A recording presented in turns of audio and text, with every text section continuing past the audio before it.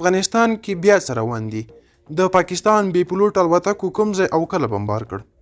دوستانو سلام، ستړي مشئ، وخت مو په خیر، پام وکړئ د نن ورځې مهم خبر ده. پوره جزئیات را سره ویډیو کې ترلاسه کړئ او که چیرې مو زموږ یوټیوب چینل نوی سبسکرایب کړئ نو په درنه سره افغان نیوز یوټیوب چینل سبسکرایب کړئ. نو راځئ چې له حقیقت خبر شئ، ویډیو تر پایه را سره پاتې شئ.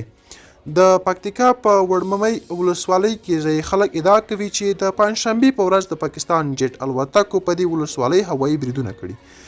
دوی ازادي راډیو ته وویل پاکستاني جیټ الوتکو سهار نږدې 10 بجې 2 ځل د وړممۍ او ګوګمل ولسوالیو ترمنځ پرته سیمه کې بمونه وغورځول چې د دوی د ادعا پر بنسټ مرګ ژوبلی هم لرله.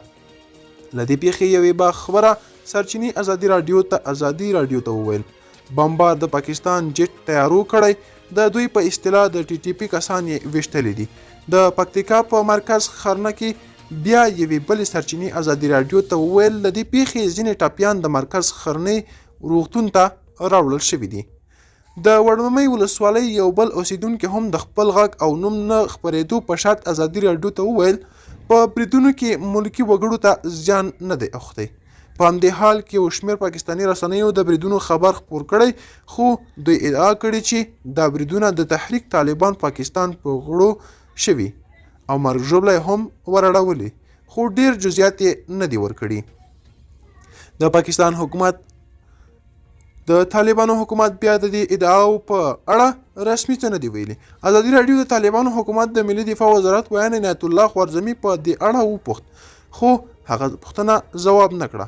په همدې حال کې د پکتیکا د سروبي ولسوالۍ یو اوسیدونکی وایي له تیرو څو ورځو راهیسې د دوی په سیمه کې ډرون الوتکې الوتنې کوي.